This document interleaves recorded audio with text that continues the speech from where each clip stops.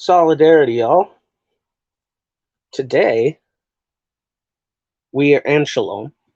Today we are going to be talking about Anglo-Empiricism and how I believe that Anglo-Empiricism is really the last fortress of any sort of Marxist revisionism that exists in any meaningful sense of the word existing in any meaningful and impactful sense. So you hear a lot from quote unquote anti-revisionist tendencies about all these like people that are revisionists, like uh, they'll say like Deng Xiaoping's a revisionist, they'll say Brezhnev is a revisionist, and all these things. And I think that that actually comes from somewhere. And we're not going to talk about like the origin of, say, the Chinese and their understanding of what revisionism is, but we're going to be looking at the 21st century and where we are now, and if revisionism is what these anti-revisionists say it is, or if it's just what I claim it is. A form of Anglo-Empiricism.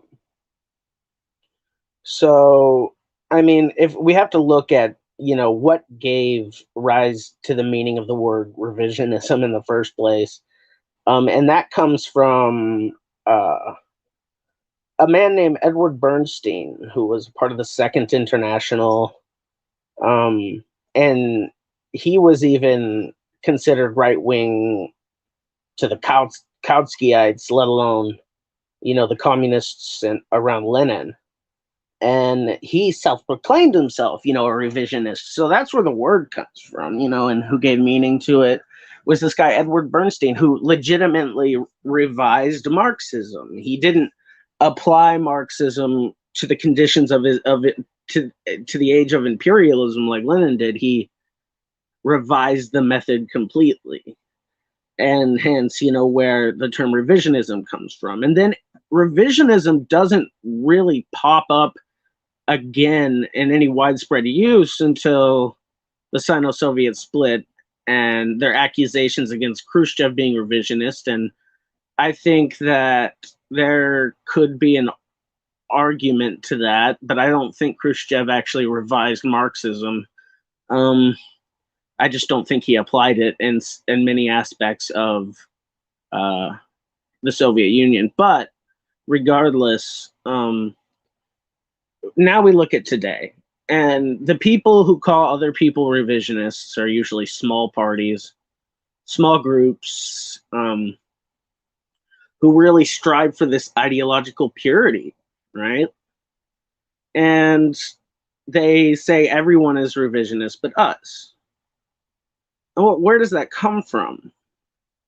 Well, I argue to say that these anti-revisionist tendencies are actually the only ones here who are trying to revise Marxism by injecting essentialism, the essentialism of empiricism, and a method of analysis that came from the Anglo-Enlightenment and the empiricist liberals of the Anglo era. And this sort of thinking spread to pretty much most of the settled English-speaking world, where settlers are calling the colonies of the British Empire that are made up of mostly settlers, and of course, the UK itself, but places like Australia, New Zealand, the US, Canada, the like. And people from this place, you'll notice that these anti-revisionists from these places have an entirely different way of looking at the world than, Marxists and communists and revolutionaries of the global South. And that really comes from the innate Anglo-liberalism of our society and the way that we're taught to find truth, quote unquote truth, in our Anglo world, and that's through the empiricist method of analyzing things, and this is and believing that things have essential qualities, like for example, something very simple. Let me think. Something very, very, very simple, like socialism. Let's just do it. Socialism, right? If you're an empiricist, if you're an empiricist from this Anglo tradition, you will say that in order for something to be socialism, it has to have A, B, C, and D. But unfortunately, that would be a revision of Marxism, right? Because first of all, Marxists are anti-essentialists. I mean, the very method of method of dialectical analysis understands that everything is in motion and nothing has essential qualities. While in a moment in time, under certain conditions, you can see and clarify qualities of a moment. They will never be set in stone. And this is where you get these Anglo-empiricists, Westerners in the English-speaking world, using empiricism in the guise of Marxism. For example, people who claim to be anti-revisionists.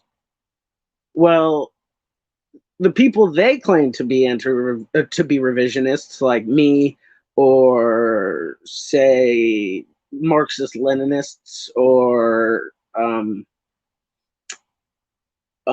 just people who don't subscribe to their rigid Anglo-empiricist essential quality version of Marxism.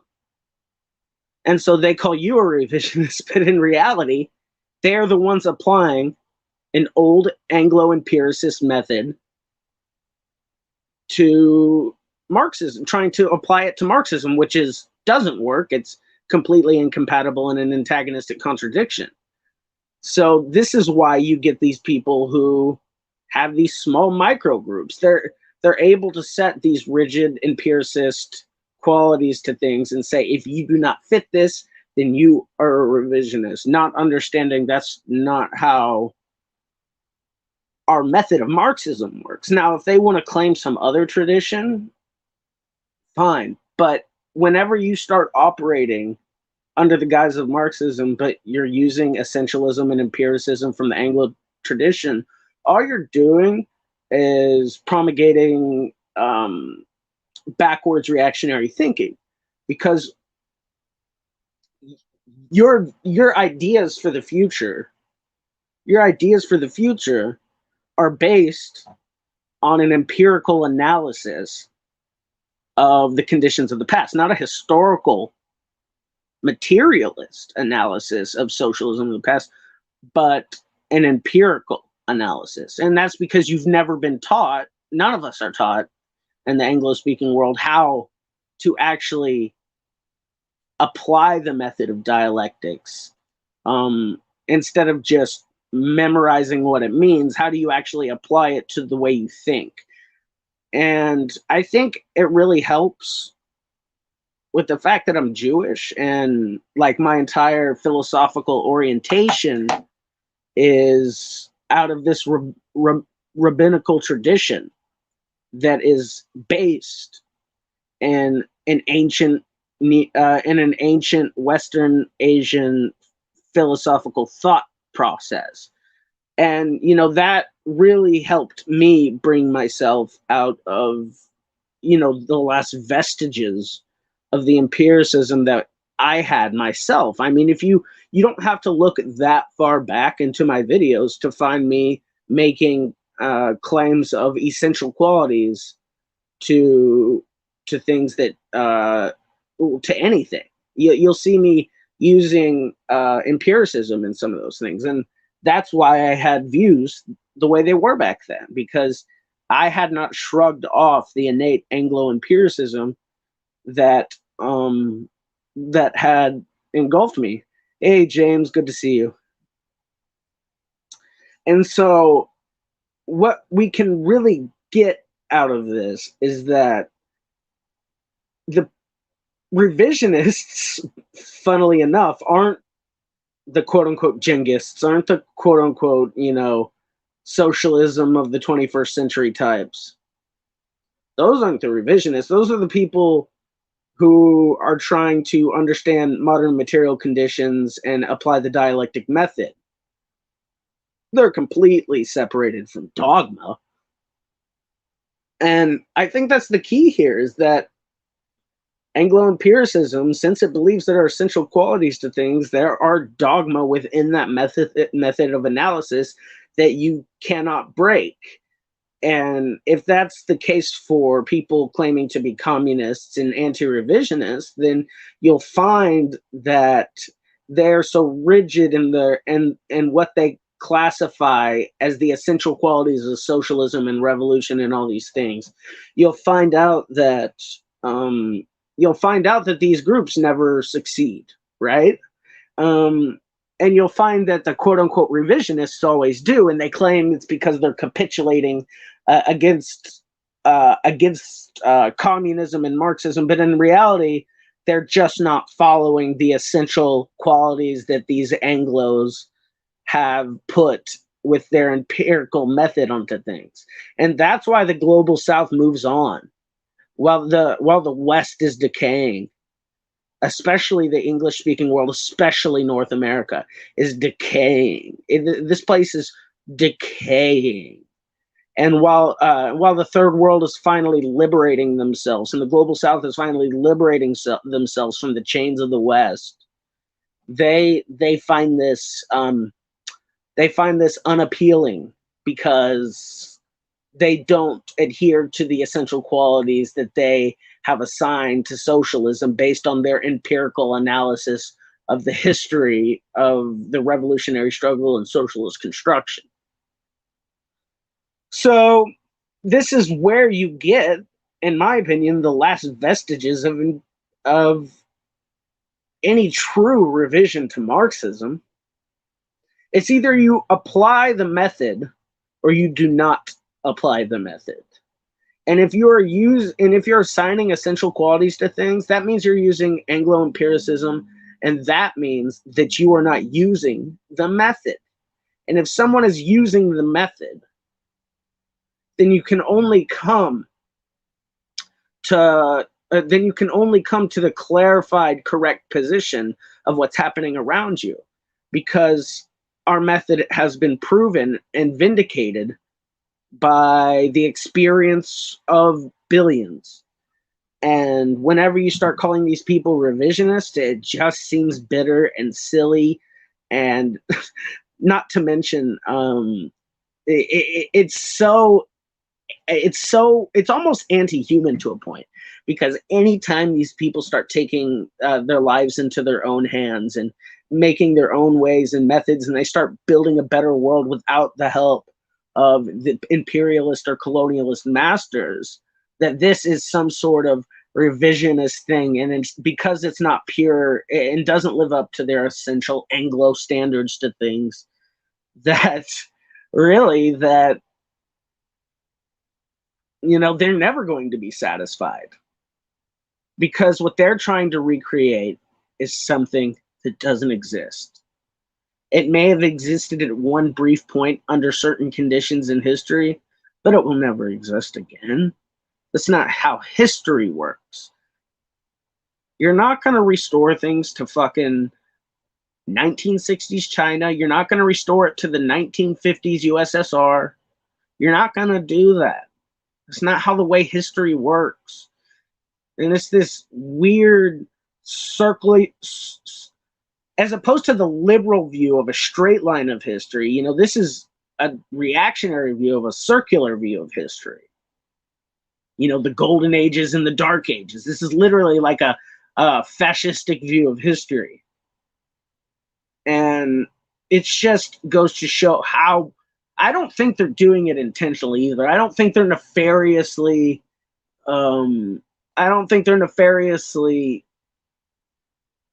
trying to revise Marxism or trying to,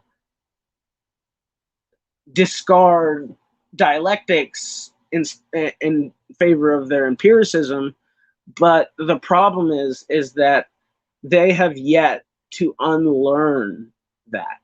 If you grew up in an English-speaking country that is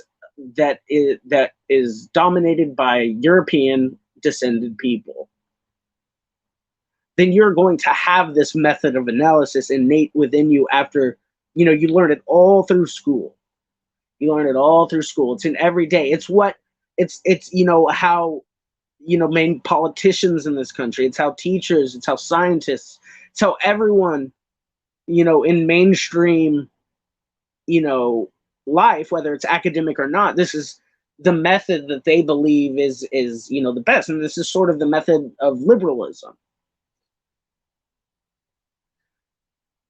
I think that is very true. The empirical sciences can't hold a candle to the very dialectical historical thought of Hegel to Marx. It's actually from the Talmud to Marx, from the Jews to Marx, but Hegel's in there too. From the Jews to Hegel to Marx. But yes, absolutely. And don't get me wrong, I think empiricism really does have a place in this world, and I think it has a place in natural science. I think natural science is a very, very, very good place for empiricism, and also things like statistics, math, the certain realms of the sciences and such. But when it comes to understanding history, the way history flows, the forces within history, and how to overcome these contradictions between these forces. This is not something you can do with empiricism. It's not Marxism. And when you start trying to inject empiricism into Marxism, you're going to be halted, right? You're going to be halted in this moment in time, or this in this sort of dogma that you or your group has, developed. And this dogma is never going to be moved past. You're never going to advance through history because you're always going to be looking back at the essential qualities that you have assigned based on a very limited reading of history that's outside the purview of historical materialism. So I really think, and I implore all these people when they call others revisionist, to ask yourself, why is this revisionist? And you say, well, because of this, and this. Well, if you start naming out empirical, essential qualities to things on why they're not, on why they're revisionist, then you actually might be the revisionist.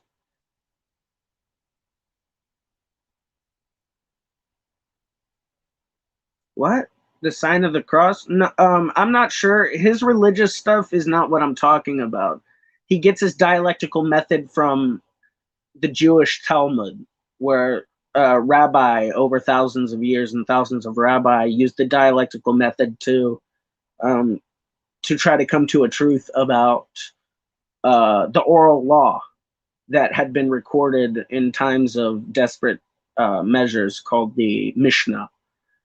And so the Talmud is like a dialectical analysis of the Mishnah. And, Hegel doesn't like Jews, so you can understand why he didn't really mention, the origin of his method. And Marx was a self-hating Jew, so of course he probably never even studied the Talmud to recognize the dialectics came from there. But modern dialectics come from Hegel, absolutely. Like the modern way that, he set the foundation, and Marx and Engels really made sense of it all. And over history, the method has developed and changed and adapted. The method doesn't have essential qualities, just like how nothing else does. And this is the entire point. So next time you think about calling someone a revisionist, ask yourself, am I calling them a revisionist because I'm assigning essential qualities to things like socialism, revolution, communism, or is it because they have actually distorted Marxism to fit their views? And you have to understand that if you're going to be good faith about that, you have to throw out the door any empirical or any essential qualities or any empirical understanding that you might have applied to Marxism up until now. You have to throw that out. You have to relearn. And that's sort of the point here. It's really about, not just knowing what dialectics are, but really understanding what Marxism and dialectics mean. And that means anti-essentialism, and that means anti-empiricism, and that means anti-Angloism. As Haas says, fuck the Anglo box, bust out of the Anglo box, and, start thinking like a fucking revolutionary. Thank you all for who tuned in to watch live, and thank you all who are watching later. I appreciate you. God bless you all, and have a wonderful day. Solidarity.